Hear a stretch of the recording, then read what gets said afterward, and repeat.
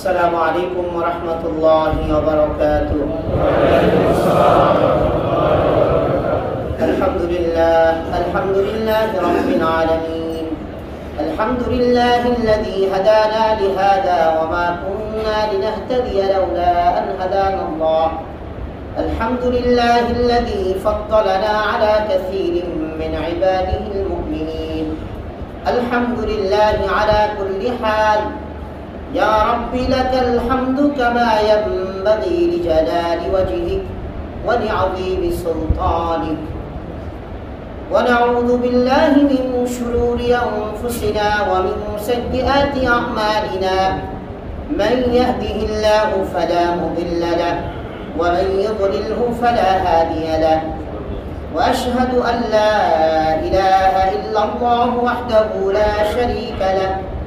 وأشهد أن محمدا عبده ورسوله أرسله بالحق بشيرا ونذيرا وداعيا إلى الله بإذنه وسراجا منيرا.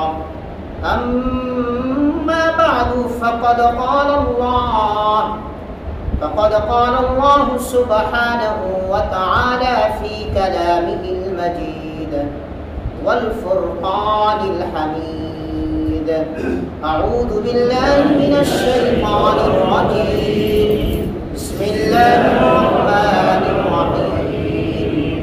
يا أيها الذين آمنوا لا يسخر قوم من قوم عسى أن يكونوا خيرا منهم ولا نساء من نساء عسى أن يكن خيرا منهن. ولا تلمزوا أنفسكم ولا تنابزوا بالألقاب. بئس الاسم الفسوق بعد الإيمان. ومن لم يتب فأولئك هم الظالمون. وعن عائشة رضي الله تعالى عنها قلت للنبي صلى الله عليه وسلم حسبك من صفية كذا وكذا إلى آخر الحديث، أو كما قال النبي صلى الله عليه وسلم. آمنت بالله صدق الله مولانا العظيم وصدق رسوله النبي الكريم ونحن على ذلك لمن الشاهدين والشاكرين والحمد لله رب العالمين. اللهم صل على محمد وعلى آل محمد كما صليت على إبراهيم وعلى آل إبراهيم إنك حميد مجيد. اللهم بارك على محمد وعلى آل محمد كما باركت على إبراهيم وعلى آل إبراهيم إنك حميد مجيد. আলহামদুলিল্লাহ, সকল প্রশংসা সেই মহান রব্বুল আলামিনের জন্য, যিনি আমাকে আপনাকে মানুষ হিসেবে সৃজন করেছেন, পাশাপাশি যে রব না চাইতে আমাদেরকে ইমানের মতো ইসলামের মতো আমাদের সম্মানিত করেছেন। সেই মহান রবের আদিশান দরবারে কালিমাত শুকর আদায় করি আলহামদুলিল্লাহ। মুহতারাম হাজরিন, আমরা ধারাবাহিকভাবে আলোচনা করে আসছিলাম সূরাতুল হুজুরাত নিয়ে। গত জুমা পর্যন্ত আমরা সূরাতুল হুজুরাতের 10 নম্বর আয়াত পর্যন্ত আমরা আলোচনা করেছি। আজকে ইনশাআল্লাহ 11 নং আয়াতের আলোচনা শুরু করব। মুহতারাম হাজরিন, গত জুমায় আমরা আলোচনা করেছিলাম রব্বুল আলামিনের পক্ষ থেকে বানিয়ে দেওয়া ভ্রাতৃত্বের বন্ধনকে আবদ্ধ রাখার জন্য আল্লাহ তাআলা বড় গুরুত্ব দিয়েছেন। মুমিনদের ভাই হবে, মুমিনা নারীর বোন হবে।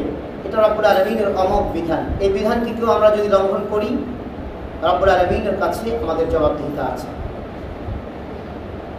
সূরাতুল হুজুরাতের 11 নম্বর আয়াতে রব্বুল আলামিন আমাদেরকে তিনটি বিষয় থেকে নিষেধ করেছেন, তিনটি বিষয়কে আমাদেরকে মানা করেছেন যে তিনটি বিষয় তোমরা করবে না। কয়টি বিষয় মানা করেছেন? রব্বুল আলামিন নিষেধাজ্ঞা জারি করেছেন তিনটি বিষয় নিয়ে। সূরাতুল হুজুরাতের 11 নম্বর আয়াতে কয়টি বিষয় নিয়ে নিষেধাজ্ঞা জারি করা হয়েছে? তিনটি বিষয় নিয়ে। নাম্বার 1, কাউকে উপহাস করা যাবে না। উপহাস, ঠাট্টা, বিদ্রূপ, ক্রিটিসাইজ ইত্যাদি কাউকে করা যাবে না। 1 নম্বর কি? সবাই বলি, একটু বললে এভাবে মনে থাকে। 1 নম্বর, কাউকে উপহাস করা যাবে না। কি করা যাবে না? উপহাস করা যাবে না। নাম্বার 2, কাউকে অপবাদ দেওয়া যাবে না। কাউকে কি করা যাবে না? অপবাদ দেওয়া যাবে না। কি করা যাবে না? অপবাদ দেওয়া যাবে না। নাম্বার 3, কাউকে বিকৃত নামে ডাকা যাবে না। কি নামে ডাকা যাবে না? বিকৃত নামে। তার যে নাম, সেই নামটাকে বিকৃত করে অথবা তার নাম নয় এমন কোনো নামে কোনো মুমিনকে ডাকা যাবে না। এটি রব্বুল আলামিনের 3টি বিধান এবং এই 3টি বিধানই গুরুত্বপূর্ণ এবং এই 3টি বিধানই লঙ্ঘন করলে গুনাহে কবিরা হবে। 1 নম্বর বিধান হচ্ছে কাউকে উপহাস করা যাবে না। রব্বুল আলামিন উপহাসের ব্যাপারে বলতে গিয়ে সূরাতুল হুজুরাতের 11 নম্বর আয়াতে শুরু করেছেন আল্লাহ এভাবে, ইয়া আইয়ুহাল্লাযীনা আমানু, হে ঈমানদারগণ, লা ইয়াসখার কওমুম মিন কওমিন আসা, লা ইয়াসখার কওমুম মিন কওমিন, যে হে মুমিনগণ, হে ঈমানদারগণ, তোমরা একে অপরকে, এক জাতি অপর জাতিকে, এক গোত্র অপর গোত্রকে তোমরা উপহাস করবে না, অবজ্ঞা করবে না, কাউকে বিদ্রূপ করবে না, কাউকে ক্রিটিসাইজ করবে না। আসা আন ইয়াকুনু খায়রাম মিনহুম, হতে পারে এমন যে তুমি যাকে বিদ্রূপ বা ক্রিটিসাইজ বা যাকে তুমি উপহাস করছো, এই ব্যক্তিটি তোমার চেয়ে আল্লাহর কাছে বেশি প্রিয়। আল্লাহু আকবার। হতে পারে না? আমার চেয়ে দুনিয়াতে আল্লাহর কাছে বেশি প্রিয় মানুষ নেই। যদি আমি এটা মনে করি যে আমার চেয়ে প্রিয় কেউ নেই, সব আমল বরবাদ, আমার সব আমল কি? আমি অহংকারী। শয়তান তো এটাই মনে করেছিল যে আমার চেয়ে বড় আর কেউ না, এই জন্য আল্লাহ সব বরবাদ করে দিয়েছে। তার সমস্ত জীবনের আমল, হাজার হাজার লক্ষ লক্ষ বছরের ইবাদত সবগুলোকে ধ্বংস করে দিয়েছে রব। আমাদের এটা বড় রোগ যে আমরা নিজেদেরকে সবসময় বড় মনে করি। এটা আমাদের শয়তান সবচেয়ে বেশি একটা মানুষকে পদস্খলিত করে এই বিষয়টি দিয়ে, জানতে অজান্তে, বুঝে অবুঝে শয়তান আমাদেরকে গ্রেফট করে ফেলে যে আমি তো সবচেয়ে বড়। হয়তো এটা মনে না আসলেও কথাবার্তার দ্বারা, ভাবভঙ্গিমার দ্বারা আমরা বুঝাইতে চাই। আল্লাহ তাআলা প্রথম এই বিষয়টি, আল্লাহ তাআলা অধিকাংশ বিষয়ে কোরআনুল কারীমে পুরুষের কথা ব্যবহার করে নারীদেরকেও বুঝিয়েছেন। ইমানদারের কথা ব্যবহার করে ইমানদার নারী পুরুষ সকলকে বুঝিয়েছে। আর ইমানদার, ইয়া আইয়ুহাল্লাযীনা আমানু, এই শব্দটা বললে তো এই ইমানদারগণ, ইমানদারগণের মধ্যে নারী পুরুষ সবাই থাকে। আলাদা করে অধিকাংশ জায়গাতে আল্লাহ তাআলা বলেননি, এই জায়গাটিতে রব্বুল আলামিন সুন্দর করে আলাদা করে বলে দিয়েছেন, ইয়া আইয়ুহাল্লাযীনা আমানু, হে ইমানদারগণ, লা ইয়াসখার কওমুম মিন কওমিন আসা, হে ইমানদার পুরুষগণ, লা ইয়াসখার কওমুম মিন কওমিন আসা আন ইয়াকুনু খায়রাম মিনহুম, তোমরা কোনো জাতিকে, কোনো ব্যক্তিকে, কোনো গোত্রকে ক্রিটিসাইজ করবে না, উপহাস করবে না, অবজ্ঞা করবে না। হতে পারে তুমি যাকে ক্রিটিসাইজ করছো, অবমূল্যায়ন করছো, অবজ্ঞা করছো, আসা আন ইয়াকুনু মিনহুম, তোমার চেয়ে সে আল্লাহর কাছে বেশি মূল্যবান। আল্লাহু আকবার। সাহাবায়ে কেরামের রেসপেক্টটা কি ছিল? বেলাল রাদিয়াল্লাহু তাআলা আনহু সাহাবায়ে কেরামের মজলিসে আসলে কি বলতেন জানেন? সাইয়্যিদুনা বেলাল, আমাদের সর্দার, আমাদের নেতা বেলাল এসেছে, জায়গা করে দাও। আল্লাহু আকবার। আরে 2 দিন আগে গোলাম ছিল বেলাল, 2 দিন আগে গোলাম ছিল, মরুভূমিতে পিটনা খাইতে খাইতে পিঠের চর্বি কোনো কিছু নাই, হাড্ডি হুড্ডি কিছু নাই, এই অবস্থা। কাফেরের গোলাম ছিল, দীর্ঘদিনের গোলাম, হাবশা থেকে ধরে নিয়ে যাওয়া হয়েছে। মুহাম্মদ আরবি সাল্লাল্লাহু আলাইহি ওয়াসাল্লাম সংস্পর্শে এসে বেলাল সাইয়্যিদুনা হয়ে গেছেন। কার? আবু বকরের, ওমরের। ওমর রাদিয়াল্লাহু তাআলা বলেন, সাইয়্যিদুনা বেলাল, আমাদের বেলাল আমাদের সর্দার এসেছে, জায়গা করে দাও, তাকে বসার স্থান করে দাও। কি রেসপেক্ট! আর আমরা মানুষকে রেসপেক্ট করতে জানি না। আরে ভাই, আমি আমার মসজিদের খাদেমকে যদি ক্রিটিসাইজ করি, হতে পারে খতিবের চেয়ে খাদেমের মর্যাদা আল্লাহর কাছে বেশি হয়ে বসে আছে। 100% হতে পারে, কোনো অসুবিধা নেই। তারপরে রব্বুল আলামিন এই আয়াতে কারিমার সাথেই আমার বলে দিয়েছেন, আসা আন ইয়াকুনু খায়রাম মিনহুম ওয়ালা নিসাউম মিন নিসাইন আসা আন ইয়াকুননা খায়রাম মিনহুন্না। যে হে মুমিনা নারী, তোমরা একে অপরকে, এক গোত্র অপর গোত্রকে তোমরা উপহাস করবে না। হতে পারে হে মুমিনা, তুমি যাকে উপহাস করছো, তোমরা যাদেরকে উপহাস করছো, তাদের মর্যাদা তোমাদের চেয়ে আল্লাহর কাছে অনেক বেশি। সম্মানিত ভাই, আমাদের সমাজে উপহাস আছে না নাই? আর একটু জোরে বলি, অল্প আছে না বেশি আছে? মোটামুটি বেশি আছে না খুব বেশি আছে? খুব বেশি আছে না পদে পদে আছে? পদে পদে আছে, পদে পদে। আমাদের দেশে উপহাস তো সবচেয়ে বেশি চলে। ক্রিটিসাইজ, বাড়ি কই? নোয়াখালী। হ্যাঁ, খারাপ করলাম? নোয়াখালী শূন্য হাসি দিয়ে দিছে। কি বুঝাইতে চাইছে বোঝে নাই কেউ? যার বাড়ি নোয়াখালী, হে বোঝে নাই যে কি বুঝাইতে চাইছে। বাড়ি কই? বরিশাল। হ্যাঁ, বরিশাল। লঞ্চের কি রড ধরে আইছেন ঢাকায়। একটা কথা বইলা দিল, এরকম আছে না নাই? এরকম পাবলিক আছে না নাই?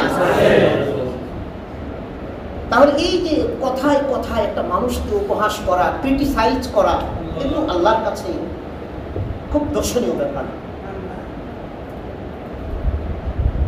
বাইদা ভাই চলে আসবে, এই জন্য বলা। গত এই সপ্তাহের মধ্যে বেশ কিছু সেলিব্রিটিকে ধরা হয়েছে, দেখেছেন আপনারা মনে হয়? জানেন কিছু? দেশে যে ঝড় চলছে আপাতত, আভ্যন্তরীণ ঝড় দেখেছেন, টর্নেডো, সিডর, এগুলো চলছে দেখেছেন? আওয়াজ টাওয়াজ দিয়ে। গত জুমায় আমি বলেছিলাম, পাপীদের পাপ এই সমাজে এখনো বন্ধ হয় নাই। আলহামদুলিল্লাহ, আল্লাহ তাআলা হয়তো আমাদের এই কথাটাকে আল্লাহ কবুল করেছেন। তারপরে লক্ষ কোটি পাপীর চেয়ে লক্ষ কোটি পাপীদের মধ্যে সামান্য 2-4 জনকে ধরা হয়েছে, এবং তাও মনে করেন ট্যানারি ব্যবসার সিটে ফাটাগুলোরে ধরা হয়েছে। ট্যানারি ব্যবসার মূল মালিকগুলোরে ধরা হয়নি এখন। আমরা মাননীয় প্রধানমন্ত্রীকে, আমাদের সরকার প্রধানদেরকে এবং বিশেষ বাহিনীদেরকে আমরা ধন্যবাদ জানাই, তাদেরকে আমরা সাধুবাদ জানাই, তাদেরকে আমরা শুকরিয়া জ্ঞাপন করি। আল্লাহ তাআলা আপনাদের জাযায়ে খায়ের দান করেন। এই অশ্লীল মানুষগুলোকে ধরে ধরে আপনারা সমাজকে কলুষমুক্ত করুন, এবং আপনারা আরো ধন্যবাদ পাবেন যদি আপনারা এদের মাস্টার মাইন্ডগুলো, এদের যারা পরিচালক, তাদেরকে আপনারা গ্রেফতার করেন। আমরা দোয়া করি আপনাদের আল্লাহ তাআলা ওইরকম হিম্মত দান করেন। এদের যারা মাস্টার মাইন্ড, এই ট্যানারি ব্যবসাদের মাস্টার মাইন্ড যারা, বললাম কথাটা কষ্টে, গত কয়েকদিন আগে হেলেনা নামে একজন মহিলা ধরা পড়েছে। তা সে ধরা পড়ার পরে ফেসবুকে অনেকগুলো তার টকশো ভাইরাল হয়েছে। একটা টকশো আমি শুনেছি, দেখি না। টকশো কি করেছি? কথা কয় না। হেলেনার টকশো আমি শুনেছি, দেখি নাই। কথা বুঝাইতে পারছি? শোনা আর দেখার মধ্যে পার্থক্য আছে না? ফেসবুক লয়ে সামনে সামনে বেডিরেও দেখলেন, বেডির অঙ্গভঙ্গিও দেখলেন, কেমনে কি করতেছে, দেখাও শুনলেন। এভাবে নয়, আমি কানে লাগায় শুনছি যে কি কয়, আসলে একটু শোনার দরকার আছে। ওই টকশোটাতে কেউ কাটপিস করে ছেড়েছে, সেখানে দেশের বিশেষ কিছু আলেম ওলামা নিয়ে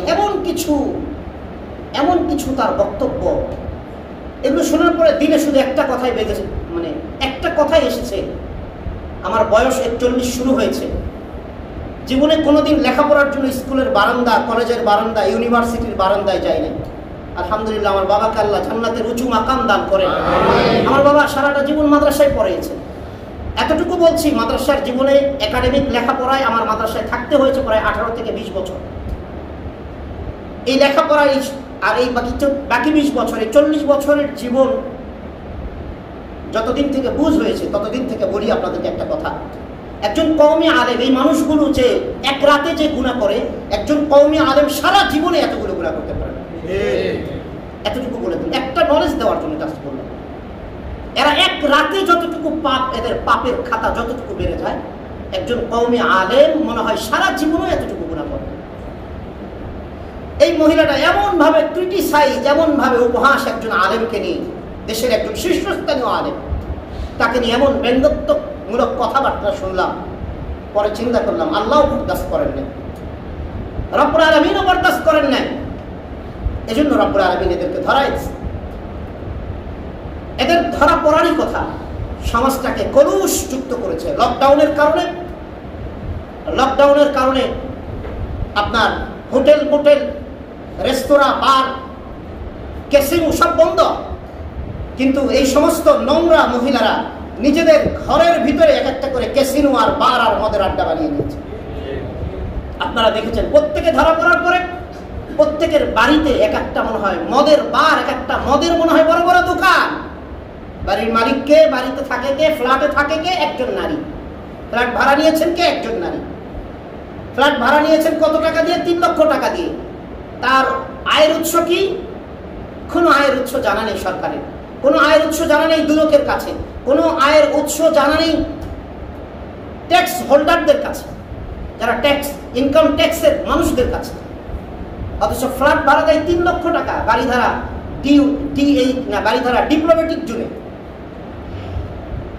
কথাগুলো এজন্য বললাম যে এই মানুষগুলো আবার আলেম ওলামাদেরকে নিয়ে, ভালো মানুষদেরকে নিয়ে ক্রিটিসাইজ করে। এদেরও কথা মানুষ শোনে, টকশো করে, এদেরও কথা মানুষ শোনে।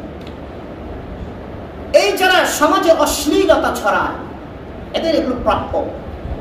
আজকে যারা নাটের গুরু, যারা গোপনে আছে, এরাও ধরা পড়ে যাবে, এরাও বাইদাবাই ধরা পড়ে যাবে। এখন হয়তো কোনো ছত্র ছায়া থাকার কারণে ধরা পড়ছে না, ক্ষমতার পালা বদলে এরাও আল্লাহ এদেরকেও ধরা পড়ে দিবেন। এটা আল্লাহ করে দিবেন, আমরা বলছি না, কারণ আমরা বললে তো আবার থ্রেট দেওয়া হবে। রব্বুল আলামিন বলছেন এদেরকে আমি ধরাই দেবো, আমি এদেরকে শাস্তির আওতায় আনবো। কাদেরকে? যারা সমাজের মধ্যে, ইমানদারের মধ্যে, মানুষদের মাঝে যারা অশ্লীলতা, অপকর্ম, অন্যায়কে, পাপাচারকে যারা ছড়ায়। রব্বুল আলামিন সূরাতুন নূর 19 নম্বর আয়াত 18 নম্বর পারার 10 নম্বর পৃষ্ঠা রব্বুল আলামিন পরিষ্কার করে বলে দিয়েছেন, ইন্নাল্লাযীনা ইউহিব্বুনা আন তাশিআল ফাহিশাতু ফিল্লাযীনা আমানু লাহুম আযাবুন ফিদ দুনিয়া ওয়াল আখিরাহ ওয়া লাহুম আযাবুন আলীম। রব্বুল আলামিন সূরাতুন নূরের 19 নম্বর আয়াতে বলছেন, ইন্নাল্লাযীনা ইউহিব্বুনা আন তাশিআল ফাহিশা, নিশ্চয় ওই সমস্ত মানুষ যারা ঈমানদারদের সমাজে, ঈমানদারদের গোত্রে, ঈমানদারদের মাঝে অশ্লীলতা ছড়ানোটাকে প্রায়োরিটি দেয়, অশ্লীলতা ছড়ানোটাকে ভালোবাসে, অশ্লীলতার সয়লাভ করে, অশ্লীলতার যারা কি করে, এরকম ভাবে প্রমোট করে। রব্বুল আলামিন বলছেন, লাহুম আযাবুন ফিদ দুনিয়া ওয়াল আখিরাহ, এদেরকে আমি দুনিয়া এবং আখিরাতে শাস্তি, দুনিয়া এবং আখিরাতে আমি আল্লাহ এদেরকে আমি পাপের শাস্তি আস্বাদন করাবো। উলাইকা লাহুম আযাবুন আলীম, এবং তাদের জন্য পরকালে আছে মর্মন্তুদ যন্ত্রণাদায়ক শাস্তি। সম্মানিত ভাই, আজকে যারা এদের যারা মাস্টার মাইন্ড, এই পাপ পঙ্কিলতা সমাজের যারা ছড়াবে, পিছনে যারা চেষ্টা করছে, যারা বিভিন্নভাবে যেভাবেই সমাজে, ইমানদারের সমাজে পাপাচারকে ছড়াবার জন্য, পাপাচারকে বিভিন্নভাবে যারা মদ কি করে, যারা মদ তৈরি করে, যারা মদ পরিবেশন করে, যারা মদকে সার্ভ করে, যারা মদ পান করে, যারা মদের ব্যাপারে সমাজের মানুষের কাছে অপপ্রচার চালায়, যারা ইয়াবা জাতীয় তথা নিশা দ্রব্য জাতীয় দেশে ঢুকানোর ব্যাপারে যেভাবে যে সহযোগিতা করে, এরা হচ্ছে সমাজে পাপাচারকে অ্যাভেলেবেল করাবার জন্য, ইমানদারের সমাজকে কলুষযুক্ত করার জন্য, নোংরা করার জন্য এরা চেষ্টা চালিয়ে যাচ্ছে, এরা পছন্দ করে এটা। রব্বুল আলামিন বলছেন, লাহুম আযাবুন ফিদ দুনিয়া ওয়াল আখিরাহ, আমি আল্লাহ এদেরকে দুনিয়াতেও শাস্তি দিব, আখিরাতেও শাস্তি দিব। সম্মানিত ভাই, এজন্য আমাদের ভিতরে যদি কারো মানসিকতা এরকম থাকে, আমাদের আলোচনার বিষয় তাদেরকে নিয়ে মনে হয়। তার একটা স্যাম্পল, তার একটা উদাহরণ চিন্তা করছেন। পিয়াসা নামে একটা মেয়ে ধরা পড়ছে, তার কালকে বায়োগ্রাফিটা দেখলাম, সুবহানাল্লাহ। তার বাবা একজন তৃতীয় চতুর্থ শ্রেণীর কর্মচারী ছিল, চট্টগ্রামে বাড়ি। সে ঢাকা শহরে ফেরারি চালায়। ফেরারি এক একটা গাড়ির দাম সর্বনিম্ন 15 কোটি টাকা, 15 কোটি টাকা। যার বাবা চতুর্থ শ্রেণীর কর্মচারী, চট্টগ্রামে কাজ পায় না। মেয়েটা 8 না 10 বছর আগে ঢাকাতে এসেছে, ওখানে কাজ পায় না দেখে এখানে এসে কোন গার্মেন্টসে না কোন কাজ শুরু করছে। তারপরে মনে করেন এই দেহ দিয়ে, শরীর দিয়ে মনে করেন সবগুলোর মাথায় ফেলছে। আল্লাহ তাআলা আমাদের হেফাজত করেন, সবাই বলে আমিন। আর একটা সূক্ষ্ম তথ্য দিই, এগুলো ধরা পড়তো না, আর একটা কারণ আছে। এই সমাজে যত নোংরামি আছে, যত নোংরামি, দুজন মাস্টার মাইন্ড আছে, দুই শ্রেণীর মানুষ মাস্টার মাইন্ড আছে। সব কথা বলতেও মনে চায় না, বলতেও পারি না, বললেও ভালো নয়, বললেও ঠিক নয়। অনেকে সমালোচনা করে যে হুজুর এগুলোর দরকার নেই, কিন্তু এগুলো মাঝে মাঝে বলার দরকার আছে কিছু মানুষ বোঝার জন্য। একদল কিছু অসাধু রাজনীতিবিদ, একদল কিছু অসাধু অর্থনীতিবিদ, এরা হচ্ছে সমাজের মধ্যে সবচেয়ে দুরাচার, সবচেয়ে পাপাচার। এরা অসাধু যারা রাজনীতিবিদ, অসাধু যারা আপনার ব্যবসায়ী, এরা হচ্ছে সমাজের মধ্যে সবচেয়ে বড় নিকৃষ্ট ঘৃণিত। এরা সমাজের মধ্যে সবচেয়ে বেশি পাপাচার ছড়ায়। পাপাচারের মাস্টার মাইন্ডই হচ্ছে এরা। একজন ক্ষমতার বলয় দেখিয়ে আর একজন অর্থের বলয় দেখিয়ে। ভাই কথা বুঝাইতে পেরেছি? এই জায়গাগুলোতে এসে এই দুই শ্রেণীর মানুষগুলো অ্যাটাক হয়েছে। প্রবলেম হয়েছে এদেরকে ধরার পিছনে কারণ বা ধরা পড়ার কারণটা কি? ধরা পড়ার কারণ হচ্ছে এই মেয়েগুলো বড় লোকদের ছেলেকে নিয়ে খেলতো। বড় লোকদের ছেলে, কোটিপতিদের ছেলে, কোটিপতি নয়, মিলিনিয়ারদের ছেলে, শিল্পপতিদের ছেলেদেরকে নিয়ে খেলতো এরা। শিল্পপতিদের ছেলেদেরকে এদের টার্গেট বানাইতো। শিল্পপতিদের ছেলেদেরকে এদের রাতের নিশি যাপনের সঙ্গী বানিয়েছিল। এবং তাদের আপনারা দেখেছেন বিভিন্ন ইলেকট্রনিক্স প্রিন্ট মিডিয়াতে এসেছে যে বিভিন্নভাবে এদেরকে ব্ল্যাকমেইল করেছে। তারা ছবি উঠিয়ে এদেরকে ব্ল্যাকমেইল করে বিভিন্ন সময় তারা টাকা ইনকাম করছে। কোটিপতিরা চিন্তা করছে যে আমাদের বাচ্চাগুলোকে এইভাবে, আমাদের বাচ্চাগুলোকে সমাজে কালারিং করবে। এই নিশি রানীরা এরা আর বরদাস্ত করতে পারলো না। এজন্য এরা বিভিন্নভাবে অভিযান পরিচালনা করার মাধ্যমে এদেরকে গ্রেফতার করেছে। কিন্তু মূল মাস্টার মাইন্ড হচ্ছে এরা। আল্লাহ তাআলা এদেরকে হেদায়েত দান করেন, সবাই বলে আমিন। আর যদি হেদায়েত না থাকে, শিয়াল কুত্তার মতো আল্লাহ রাস্তাঘাটে এগুলোরে ফেলে যেন হত্যা, সবাই বলে আমিন। এজন্য বলছিলাম আমাদের আলোচনা ছিল কাউকে উপহাস করা, কাউকে ঠাট্টা বিদ্রুপ করা, কাউকে ক্রিটিসাইজ করা। এটা আমাদের সমাজে মানুষগুলো রন্ধ্রে রন্ধ্রে ঢুকে আছে, যেটা থেকে রব্বুল আলামিন আমাদেরকে নিষেধ করছেন। আল্লাহ বলছেন, ইয়া আইয়ুহাল্লাযীনা আমানু লা ইয়াসখার কওমুম মিন কওমিন আসা আন ইয়াকুনু খায়রাম মিনহুম ওয়ালা নিসাউম মিন নিসাইন আসা আন ইয়াকুননা খায়রাম মিনহুম। আল্লাহ তাআলা রব্বুল আলামিন বলেন, হে ঈমানদারগণ, তোমরা এক জাতি আরেক জাতিকে, এক ব্যক্তি আরেক ব্যক্তিকে কোনো কিছু নিয়ে ঠাট্টা বিদ্রুপ করো না। আল্লাহ তাআলার বান্দা, উপহাস করো না, ঠাট্টা করো না। আল্লাহ তাআলার বান্দা, উপহাস করা, ঠাট্টা করা, মানুষের বডি স্ট্রাকচার নিয়ে মানুষ ঠাট্টা করে, মানুষের ল্যাঙ্গুয়েজ নিয়ে ঠাট্টা করে, মানুষের এলাকা নিয়ে ঠাট্টা করে। রব্বুল আলামিন বলছেন, ও বান্দা, এমন কোন বিষয় নিয়ে ঠাট্টা করো না যে বিষয়টা তার আয়ত্তাধীন নয়, যে বিষয়টা তার এখতিয়ারভুক্ত নয়। আমাদের চেহারা বানানো কি আমাদের এখতিয়ারভুক্ত নাকি? আমাদের লম্বা হওয়া, বেটে হওয়া, মোটা হওয়া, চিকন হওয়া আমাদের এখতিয়ারভুক্ত নাকি? আবারও কথা বলতে হয়, ডাক্তার জাহাঙ্গীর কবির, এই দেশে আসলে ভালো মানুষদের জায়গা নয়। মোটা হওয়া, চিকন হওয়া কথা বলতে মনে হয়ে গেল, কারণ মোটা হওয়া, মোটাকরণ, যেমন গরুরে খাওয়ার না ওষুধ আছে, মানুষও অনেক সময় মোটা হওয়ার জন্য কিছু খায়া মোটা হয়ে যায়, এরকম কিছু ওষুধ বেরিয়েছে।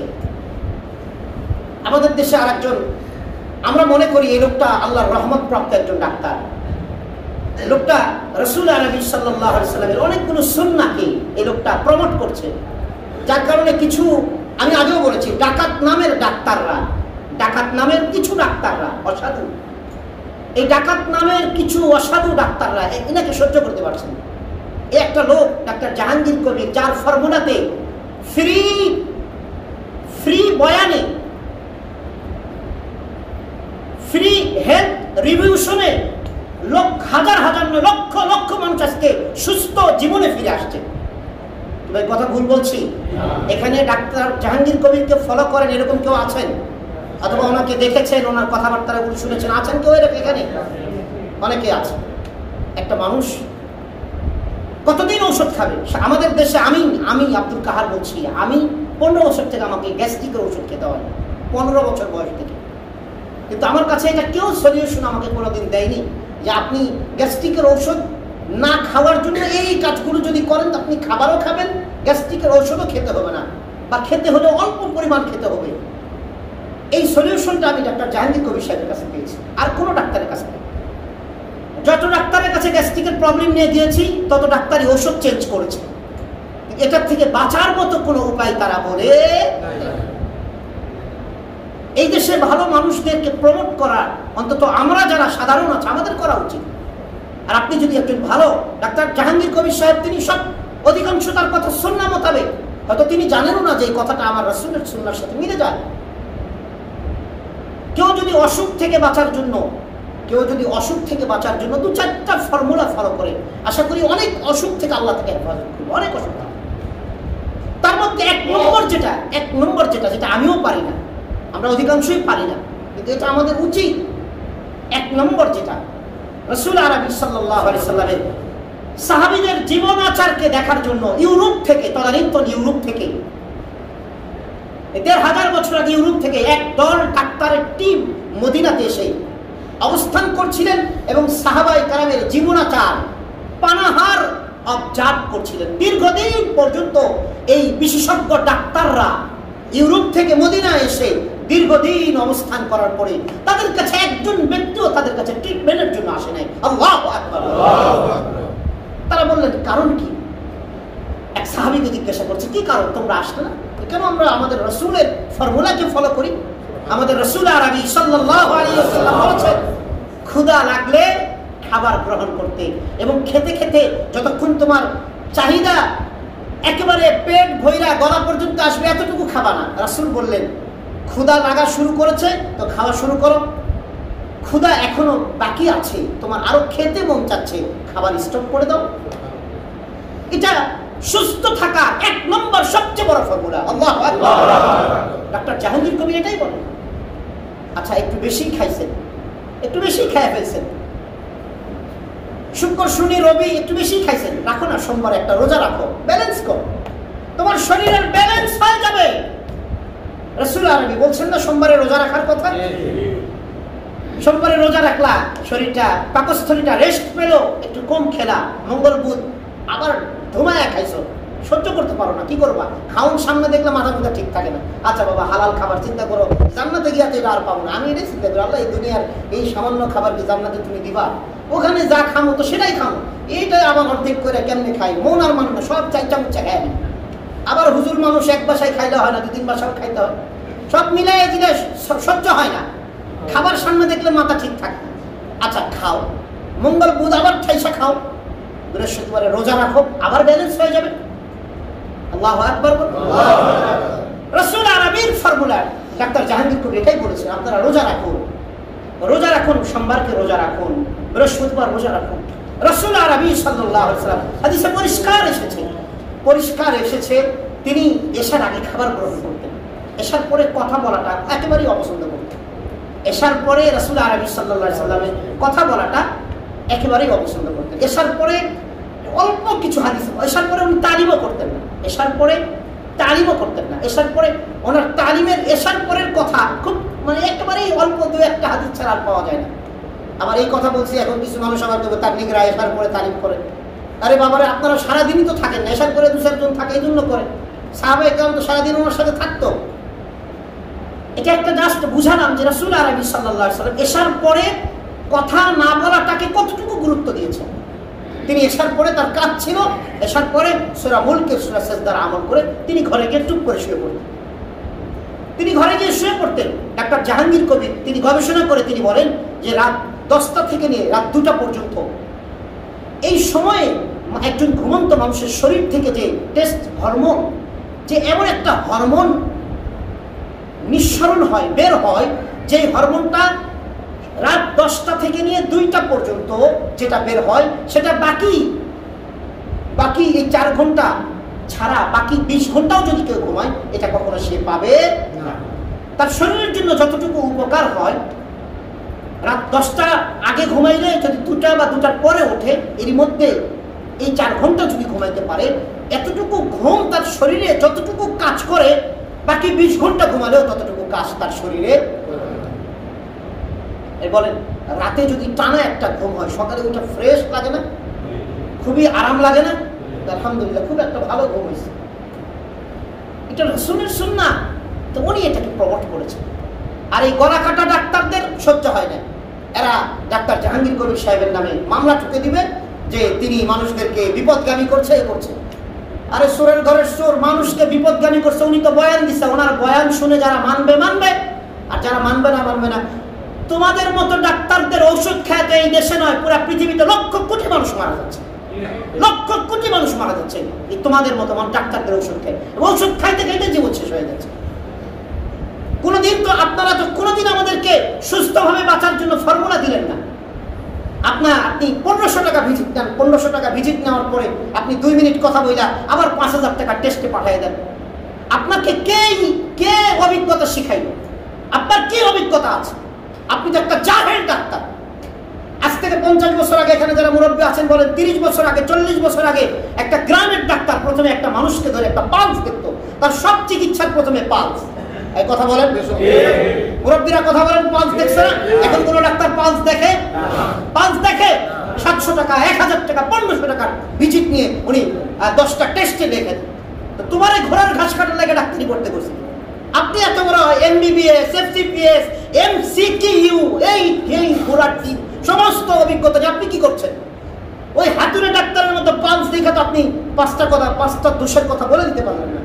আপনার এটা হয়েছে, এটা হয়েছে, এটা সমস্যা, এটা সমস্যা, আপনি তো বলে দিতে পারলেন না। তাহলে আপনার চেয়ে তো ওই 30 বছর 40 বছর আগের ওই গ্রামের ডাক্তারগুলো আপনার চেয়ে বেশি অভিজ্ঞতা সম্পন্ন ছিল। তাদের তো ছিল না এফসিপিএস ডিগ্রি, এমসিকিউ তাদের ডিগ্রি ছিল না, এমবিবিএস ডিগ্রি ছিল না তাদের। আজকে এক আল্লাহর বান্দা একটু কিছু রাসূলের সুন্নাহকে প্রমোট করছে। জাহাঙ্গীর কবির যা বলছে এগুলো রাসূলের সুন্নাহ, এগুলোকে প্রমোট করছে। আপনাদের মাথা গরম হয়ে গেছে, তাকে একবারে নোটিশ পাঠিয়েছে, তার নামে কেস করে দিন। আল্লাহ এদের হেদায়েত দান করুন। আমাদের সমাজের মানুষগুলোর দিলকে আল্লাহ পরিষ্কার করে দেন, সবাই মিলে আমিন। আল্লাহ তাআলা রাব্বুল আলামিন বলছেন যে কাউকে ক্রিটিসাইজ করবে না। লা ইয়াসখার কওমুম মিন কওমিন আসা আন ইয়াকুনু খায়রাম মিনহুম। আল্লাহ তাআলা রাব্বুল আলামিন বলছেন, ওয়ালা ইয়া আইয়ুহাল্লাযীনা আমানু লা ইয়াসখার কওমুম মিন কওমিন আসা আন ইয়াকুনু খায়রাম মিনহুম ولا نساء من نساء عسى أن يكن خيرا منهن। আল্লাহ তাআলা রাব্বুল আলামিন বলছেন, মানুষকে উপহাস করবা না। উপহাস কারা করতে শুনবেন? কথা বলেন না, শুনবেন নাকি? আল্লাহ তাআলা রাব্বুল আলামিন উপহাস মুমিনদেরকে নিয়ে কারা করতে রাব্বুল আলামিন এর উপর আলোচনা করেছেন। সূরাতুল মুতাফফিফিনের মধ্যে আল্লাহ আলোচনা করেছেন। সূরাতুল মুতাফফিফিনের 19 নম্বর আয়াত থেকে নিয়ে শেষ পর্যন্ত রব্বুল আলামিন আলোচনা করেছেন, ইন্নাল্লাযীনা আজরামু কানু মিনাল্লাযীনা আমানু ইয়াদহাকুন ওয়া ইযা মাররু বিহিম ইয়াতাগামাসুন ওয়া ইযা ইনকালাবু ইলা আহলিহিম ইনকালাবু ফাকিহিন ওয়া ইযা রাআউহুম ক্বালু ইন্না হাউলা'i লাদাল্লুন وما أرسلوا عليهم حافظين فاليوم الذين آمنوا من الكفار يضحكون على الأرائك ينظرون هل ثوب الكفار ما كانوا يفعلون। الله تعالى من رب العالمين বলেন, إن الذين أجرموا كانوا من الذين آمنوا يضحكون।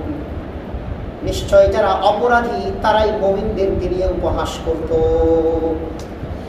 আজকের সমাজের যারা অপরাধী তারা দেখবেন আলেম ওলামাকে নিয়ে, মুমিনদেরকে নিয়ে, আমলি মানুষগুলোকে নিয়ে, নামাজি মানুষগুলোদেরকে নিয়ে ক্রিটিসাইজ করে। এদের কথা আল্লাহ বলছে, ইন্নাল্লাযীনা আজরামু কানু মিনাল্লাযীনা আমানু ইয়াযহাকুন।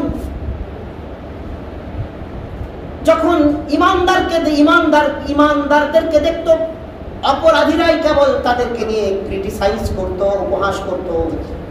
ওয়াইদা মাররু বিহিম ইয়াতাগামাসুন, এবং যখন তারা একে অপরকে দেখতো, তখন তারা মুমিন বান্দাদেরকে নিয়ে ইশারায় কথা বলতো, চোখ মিটি দিত, চোখ ইশারাকে মারত। তথা একজন ইমানদারদেরকে নিয়ে চোখ ইশারা দিত, ঠাট্টা বিদ্রুপ করত চোখের মাধ্যমে।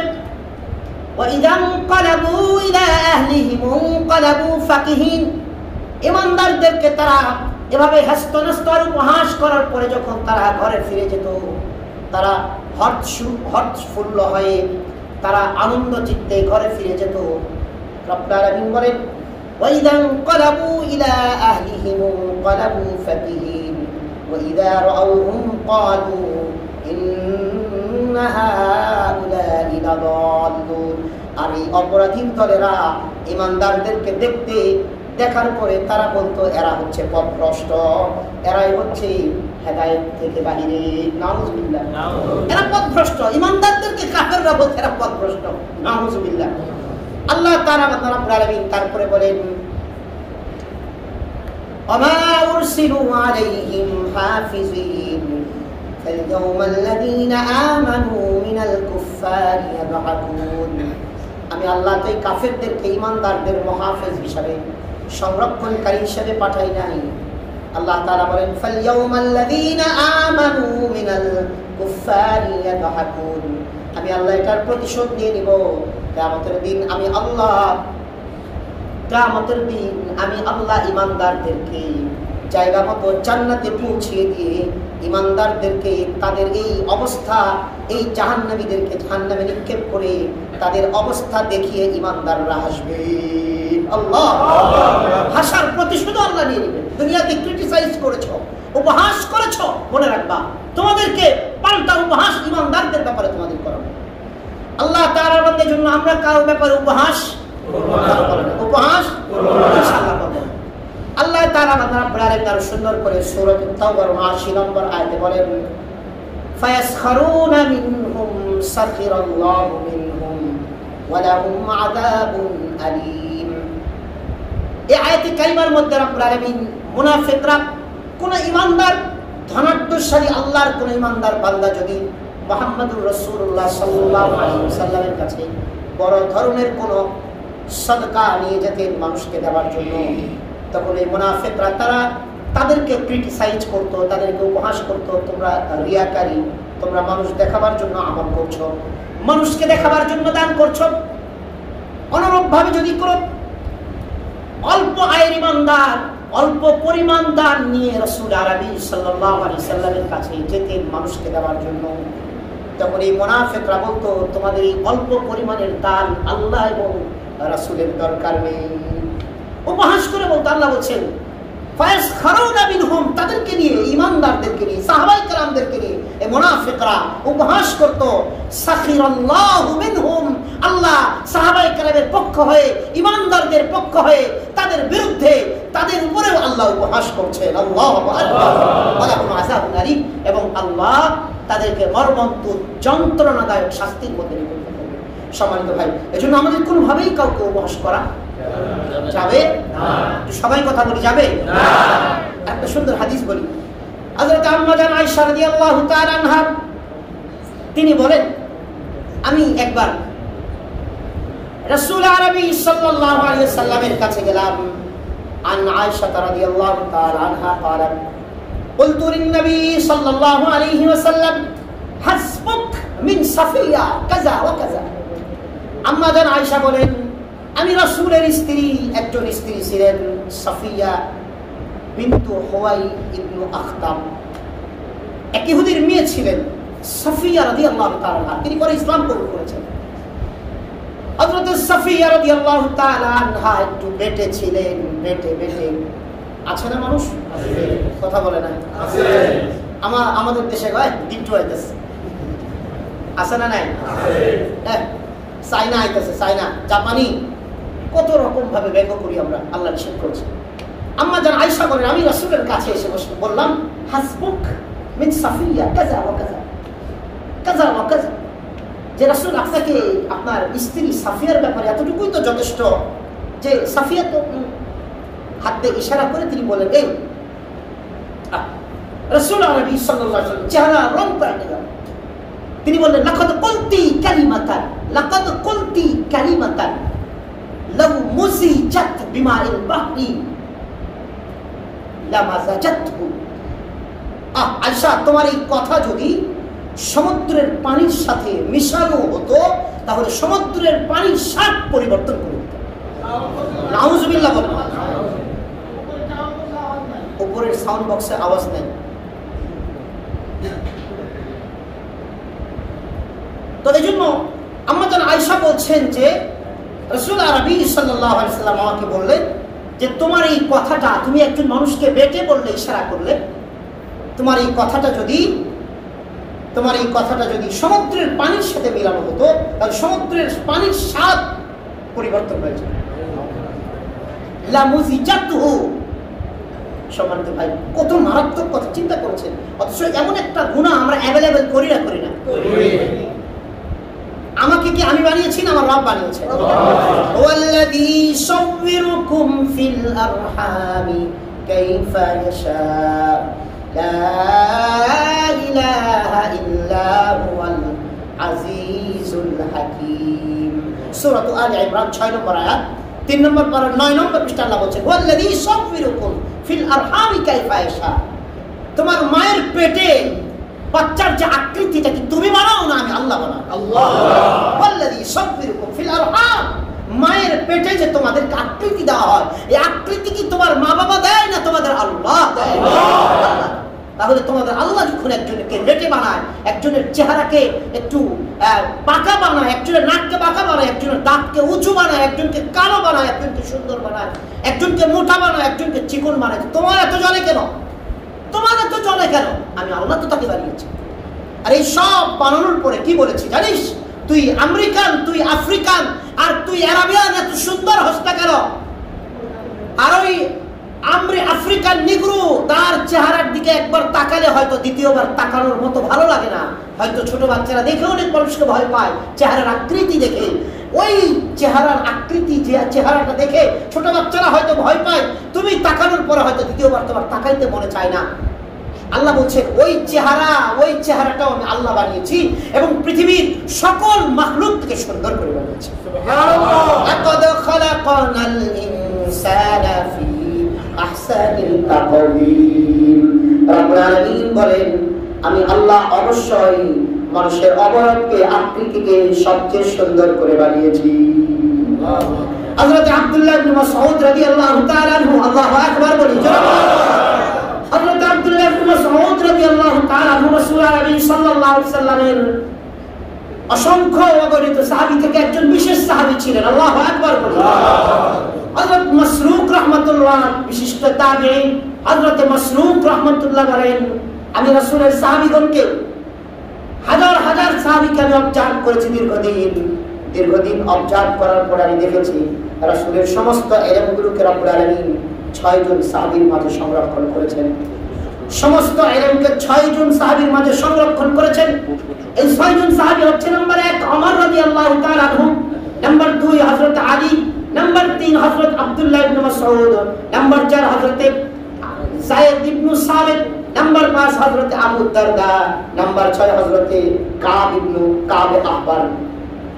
হযরত মাসরুক রাহমাতুল্লাহ বলেন আল্লাহর নবীর 6 জন সাহাবী যে রাসূলের সমস্ত ইলমগুলোর ভান্ডার, এই 6 জনের ইলমকে রব্বুল আলামিন আবার 2 জন সাহাবীর মাঝে আল্লাহ রেখে দিয়েছেন। সেই 2 জন সাহাবী হচ্ছে হযরত আলী এবং হযরত আব্দুল্লাহ ইবনে মাসউদ রাদিয়াল্লাহু তাআলা আনহুমা। আল্লাহু আকবার বলে রাসূলের সমস্ত ইলম এই 2 জনের মাঝে আল্লাহ সন্নিবেশিত করেছেন। সে আব্দুল্লাহ ইবনে মাসউদ একটু পায়ে গোড়ালি চিকন ছিল।